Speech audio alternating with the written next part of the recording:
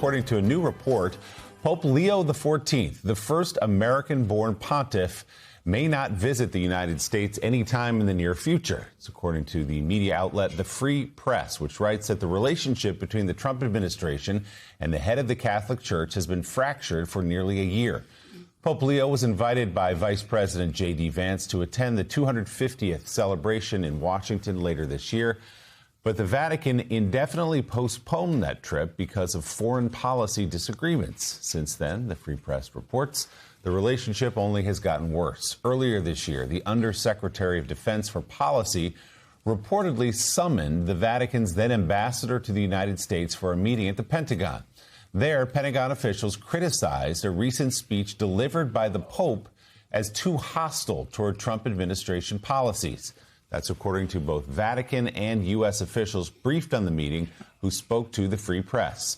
The vice president was asked about this new reporting yesterday. Essentially, the reporting by the Free Press is that they told him that the American military has a lot of might and they can do whatever they want, and the church should get on its side. Does that message sound correct to you? Is that something you would sign off on? So one, I with no disrespect to the Cardinal, I don't know who Cardinal Christophe Pierre is. He's the ambassador to the Holy See in the U.S. Oh, okay. I've met him before. Sorry, I just didn't remember the name. I've never seen this reporting. I'd like to actually talk to Cardinal Christophe Pierre and, frankly, to our people to figure out what actually happened. I think it's always a bad idea to offer an opinion on stories that are unconfirmed and uncorroborated, so I'm not going to do that. MS Now contributor Mike Barnicle joins the conversation. A lot to talk about here. I see a lot of voices that want to jump in. So, Mike, if you read through even further this reporting from the Free Press, the Trump administration is offended that Pope Leo has spoken out against Trump administration policies on immigration enforcement, for example, more recently on the war, the call for a destruction of an entire civilization. They were hurt by that, so they call in a representative from the Vatican and give a bit of a tongue lashing. And then if you read deeper into the reporting, kind of a veiled threat about the pressure that the United States government could put on the Vatican. What do you make of what you're hearing here? I make that they are, once again, clowning the atmosphere up, the Trump administration. The idea that they would try to intimidate Pope Leo, the first American-born pope, is just absurd. The idea that they would have anything to say critical of the Catholic Church or the Pope itself, the Pope himself, is absurd, especially given the Easter morning tweet from the President of the United States, which was so deeply offensive to any breathing, thinking human being that it's outrageous for the Trump administration to pose any problems they allege they have with the Vatican. You know, Mike, it's incredible that here's an administration that's got no problem when they weigh in on certain issues, whether it's abortion or other issues. But the killing of Americans in the streets, suddenly these quote, pro-life Catholics are offended by that. They're offended by the savage and inhumane and un-Christ-like treatment of migrants, of the strangers, as Jesus said in Matthew 25, these internment centers. There's just the savage, un-Christ-like inhumanity of all of that. They're offended by that. They're offended that when a president threatens to destroy an entire civilization, that the Pope would speak out on that. So the Pope's not actually able to speak out on things that are consistent with what Jesus said. But it's all right for him to talk about abortion. It's sort of interesting. That's one issue where they're fine with the Catholic Church speaking out on, but they're not. Catholic Church is not allowed to speak out on pro-life issues for those actually born.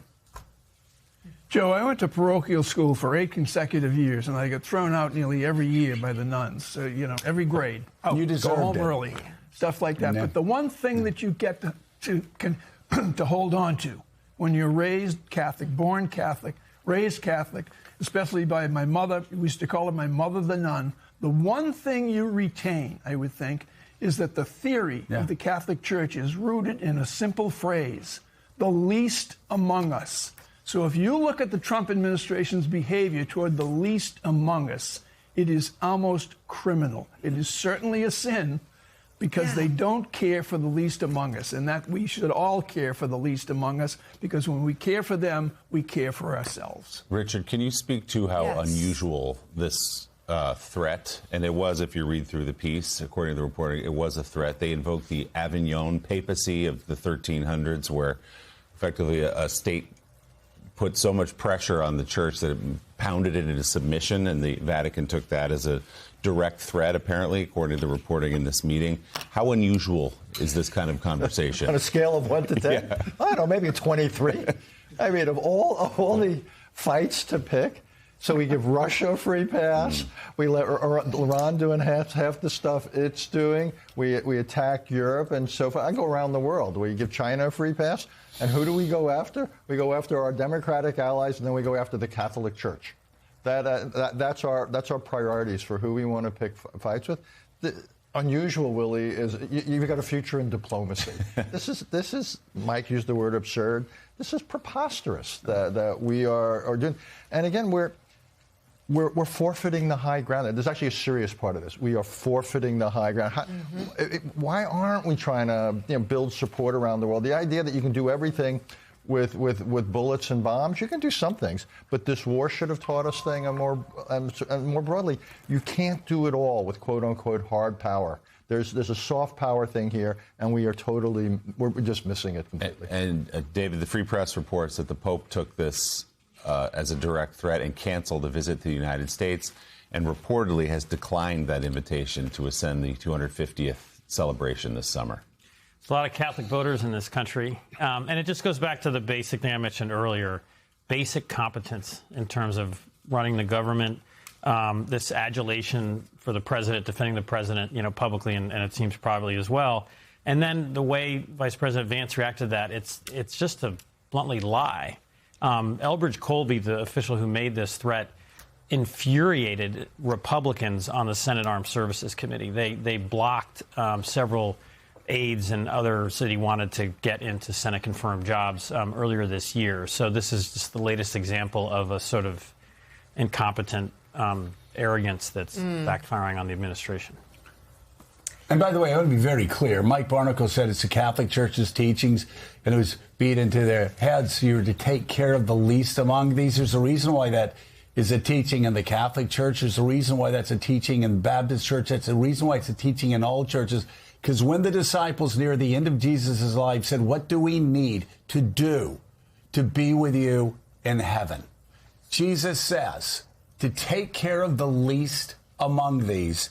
And Jesus said, truly I tell you, whatever you do for the least among these, you do for me. So all of this bullshit Christian nationalism, where you're just making up your own version of the Gospels, to do that, you have to actually do what Thomas Jefferson did and cut out the parts of the Bible that offended you. You can't actually live by Matthew 25:31-46, because what Mike just said there is the complete antithesis of everything this administration has been doing, and that is taking care of the least among us. And this is not a verse in Nahum. This is not a verse like in Leviticus. This is in Matthew at the end of Jesus' life, when he is asked, what do we need to do to be with you in paradise? Jesus said, you have to take care of the stranger. You have to take care of the least among us, because when you take care of the least among us, you're taking care of me. MS Now senior national security reporter David Rohde and President Emeritus of the Council on Foreign Relations Richard Haass, thank you.